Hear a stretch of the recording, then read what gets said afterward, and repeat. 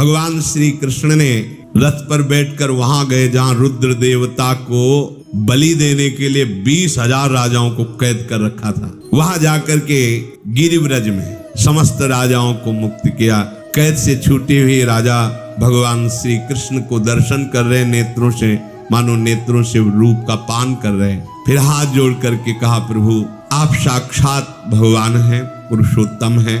यदि आप हमारी रक्षा न करते हम तो मर ही चुके थे, क्योंकि अब ये आगे चलकर बलि ही देता। नाथ, अंदर से हम आपको ही पुकार रहे थे। ये इन्हीं राजाओं ने प्रार्थना की थी, कृष्णाय वासुदेवाय हरये परमात्मने प्रणतः क्लेश नाशाय गोविंदाय नमो नमः। अत्यंत भयंकर इस पहाड़ी में कैद करके रात दिन मुझे दुख दिया जाता था। बस हम तो मृत्यु की बाट जो रहे थे। नाथ, अगर बचने का उपाय था तो केवल आप ही थे। हमारे भाग्य खुल गए कि आप कृपा करके आए और हमारी रक्षा की। हम आपके चरणों में पड़े हैं। अब आप आज्ञा कीजिए, हम क्या सेवा करें। दुष्कर कार्य भी होगा तो हम सब राजा मिलकर के आपकी आज्ञा का पालन करेंगे। हे ऋषिकेश, अब तो हम निर्भय हो गए। भगवान ने कहा, एक ही आज्ञा है। महाराज युधिष्ठिर राजसूय यज्ञ करना चाहते हैं। आप सब पहले अपने राज्यों को जाओ और वहां सबको सुख प्रदान करो, फिर महाराज युधिष्ठिर की राजसूय यज्ञ में सम्मिलित हो। तथास्तु कह करके राजाओं ने भगवान की आज्ञा स्वीकार की। भगवान ने जरासंध के पुत्र सहदेव को देखा कि वो ब्राह्मणों को, बुजुर्गों को आगे करके कांपता हुआ आया, क्योंकि पिता का वध हो गया है। सहदेव बोला, हे जनार्दन, हे शरणागत रक्षक, मैं जानता था मेरा पिता पापी और अपराधी है। नाथ, आपने बहुत अच्छा किया। और कांप रहा था, मैं आपकी शरण में हूं, बहुत भयभीत हूं। प्रभु मुझे निर्भय कीजिए। मैं अर्जुन और भीमसेन और आपसे अपनी रक्षा चाहता हूं, और जैसा आप आदेश करेंगे वैसा जीवन भर मैं वैसे ही करूंगा।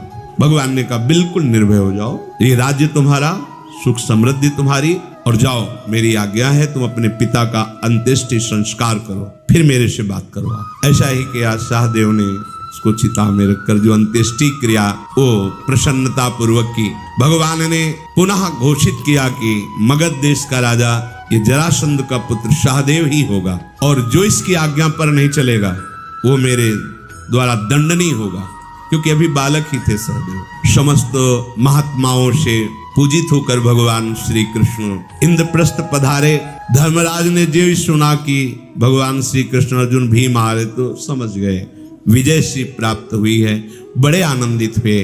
धर्मराज ने हर्ष में भरकर भगवान श्री कृष्ण से कहा, हे जनार्दन, मुझे पता था कि जिसे आपका सहारा है वो कभी परास्त नहीं हो सकता। भीमसेन का बल आप हैं, हमारा अभिमान आप हैं। ये जरासंध मारा गया, पूरे विश्व को बड़ा सुख होगा प्रभु। निश्चिंत अब हम राजसूय यज्ञ कर पाएंगे। जरासंध को मारा हुआ जान करके प्रभु श्री कृष्ण, धर्मराज युधिष्ठिर, कुंती, द्रौपदी, सुभद्रा, भीमसेन, अर्जुन, नकुल, सहदेव, धौम्याचार्य और बड़े बड़े आचार्य, इन सब ने राजसूय यज्ञ का अनुष्ठान पक्का।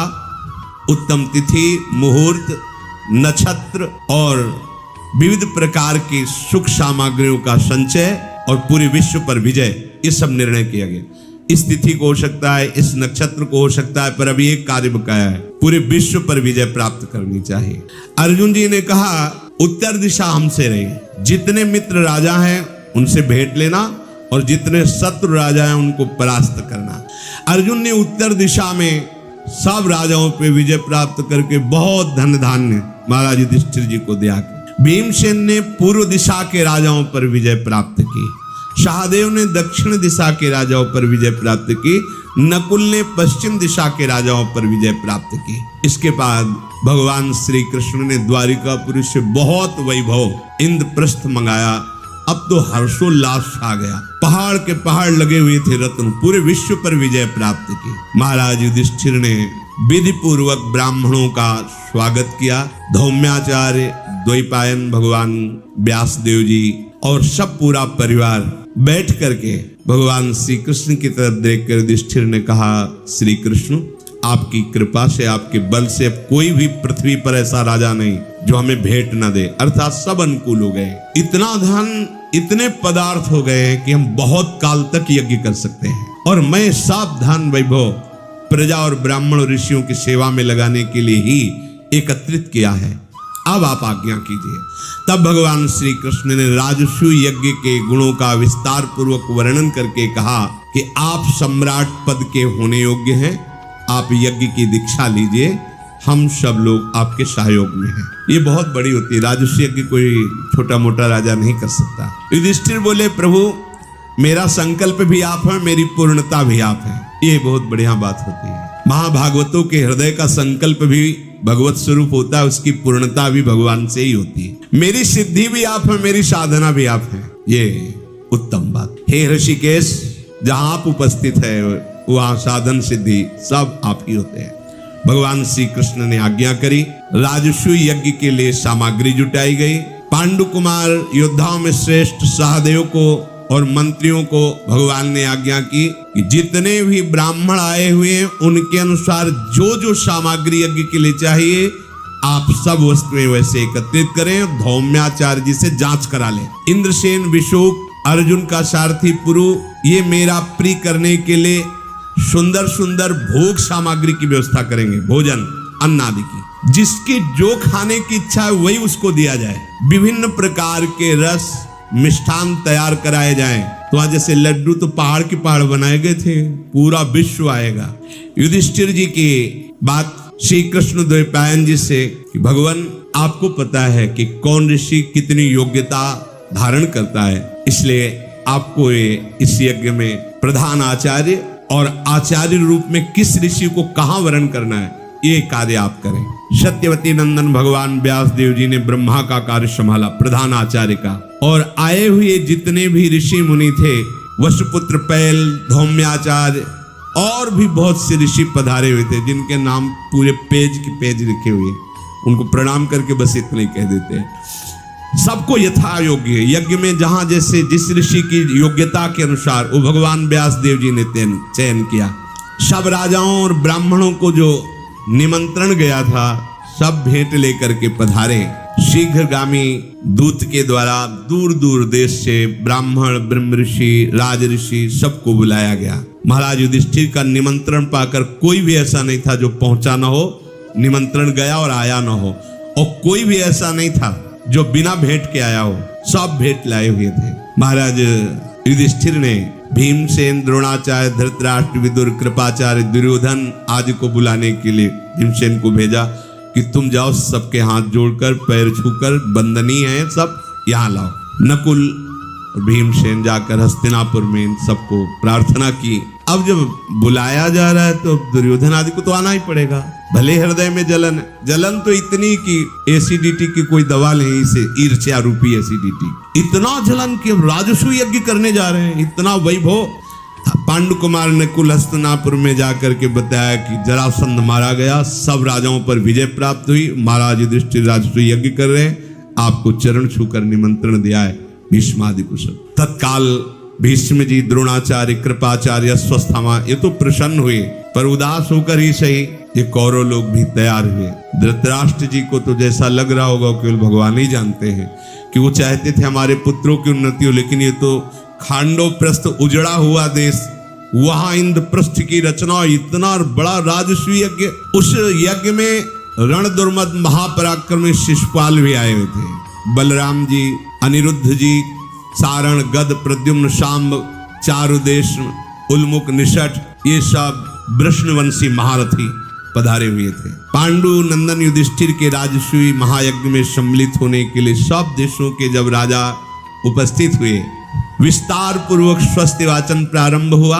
मंत्र पाठ, स्तुति, घृत होम, तिल, साकल्य, आहुतियां ये सब प्रारंभ हुई। जो यज्ञ की प्रक्रिया भगवान व्यास देव जी के द्वारा, जिनको यज्ञ में आचार्यों पद पर निश्चित किया था, तो 10-10 हजार गौएं एक एक मतलब ब्रह्म ऋषि को और मनोइंछित रत्न और स्वर्ण मुद्राएं पहले ही भेंट में दी थी, यज्ञ के बाद में तो अलग से। अग्निदेव को महान तृप्ति, देवताओं को बड़ी प्रसन्नता हुई।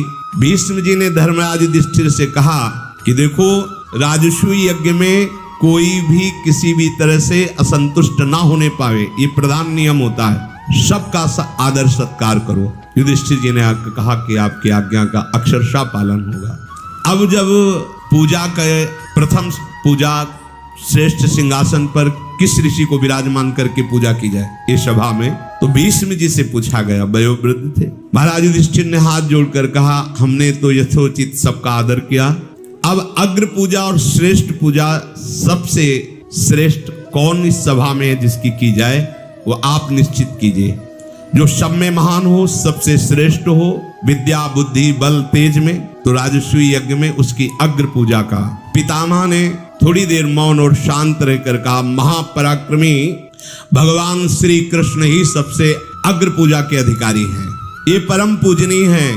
कुंती नंदन युधिष्ठिर, ये भगवान श्री कृष्ण बल में, तेज में, विद्या में, सब में भगवान व्यास देव जी से भी बढ़ चढ़ करके हैं। जितने भी ऋषि मुनि आप पधारे हैं सबसे बढ़कर, जैसे सूर्य का उदय होते अंधकार नष्ट हो जाता है, ऐसे ही ये जिस सभा में होते हैं वहां प्रकाश ही होता है, आनंद ही होता है। श्री कृष्ण से बढ़कर अग्र पूजा का अधिकारी और कौन हो सकता है? इसलिए हम आज्ञा करते हैं उच्च आसन पर भगवान श्री कृष्ण को विराजमान करके इनकी विधि पूर्वक अग्र पूजा की जाए। सब ने ब्रह्म ऋषियों ने एक शब्द में जय हो ऐसा ही होना चाहिए। शिशुपाल वहां बैठा था, उसने कहा, अरे भीष्म तुम्हारी बुद्धि खराब हो गई।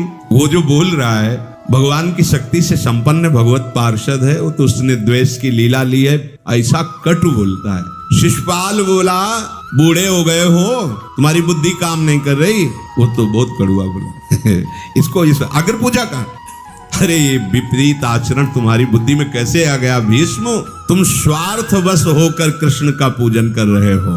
ये पांडव तो अभी बालक हैं, हम तो समझते थे महाराज युधिष्ठिर धर्मात्मा है। पोल खुल गई, वो तो एकदम विपरीत। हे गंगानंदन भीष्म, अरे इनकी तो स्मरण शक्ति जवाब दे गई, बुद्धि खराब हो गई इनकी, बूढ़े हो गए, इनकी क्या सलाह? कोई धर्मात्मा पुरुष भला मुंह देखी बात करेगा? अरे इतने बड़े बड़े महात्मा आए हैं विश्व के, वो कोई अग्र पूजा के अधिकारी नहीं है, ये अधिकारी है। भगवान श्री कृष्ण हंस रहे, उच्च सिंहासन पर बैठे हुए अग्र पूजा हुई, हंस रहे। और कड़ुआ बोलने की हद, ये ऋत्वज है, आचार्य है, ये ऋषि है, चक्रवर्ती सम्राट है क्या ये? शिशुपाल है क्या ये? हमें बस इतना जब समझ में आया कि तुम लोग स्वार्थी हो, तुम्हारे काम में सहयोग देता है, इसलिए अग्र पूजा कर दी। तो राजसूय यज्ञ में स्वार्थ की पूजा नहीं होती। बहुत कड़वे कड़वे बोल रहा है, मतलब ऐसा। अब उसकी विपरीत भावना है, तो वो शिशुपाल ने रण छोड़ के भाग गया था मेरे मित्र जरासंध से युद्ध करने के लिए। नाम भी है भगवान का, रण छोड़। भगवान मुस्कुरा रहे शांत भाव से, बहुत सुख मिल रहा होगा अग्र पूजा करा के मतलब पूरी सभा में वो, हाँ, राजा धीराजाओं की तरह बैठ करके जो पुजवा रहे हो, तुम्हें बहुत सुख मिल रहा होगा। देख लिया युधिष्ठिर, तुम्हें देख लिया, भीष्म को भी देख लिया, और इसको तो हम बहुत समय से देखते आ रहे हैं प्रभु के लिए, इसको तो बहुत समय से देखते आ रहे हैं। तुम समझते हो कुछ है?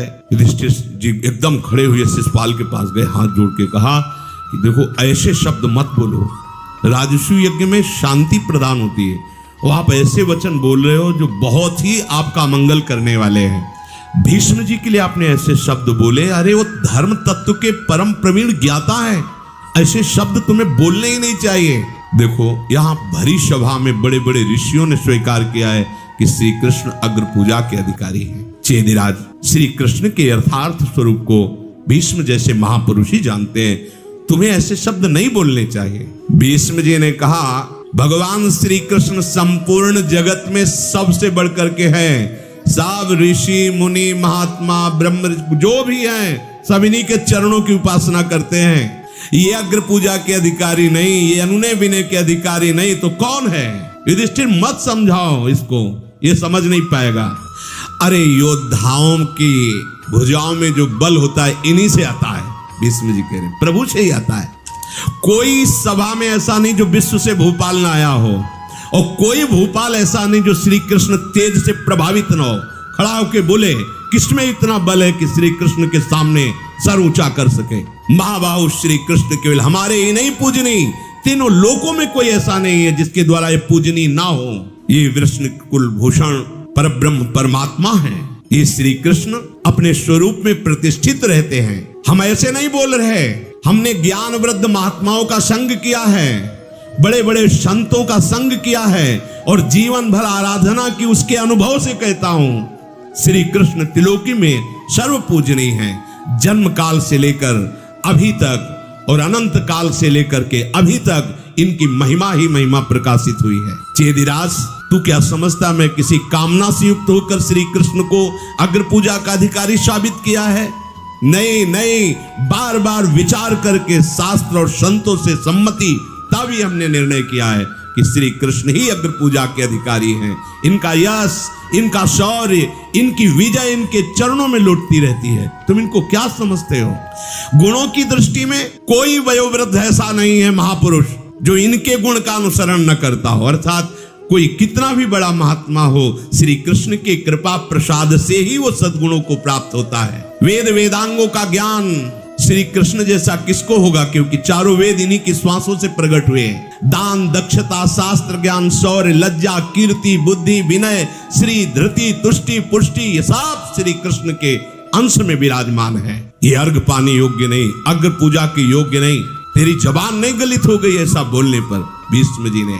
अरे ऋत्वज हैं, गुरु हैं, आचार्य हैं, स्नातक हैं, महाराजा हैं, मित्र हैं, प्राण हैं, जीवन है श्री कृष्ण।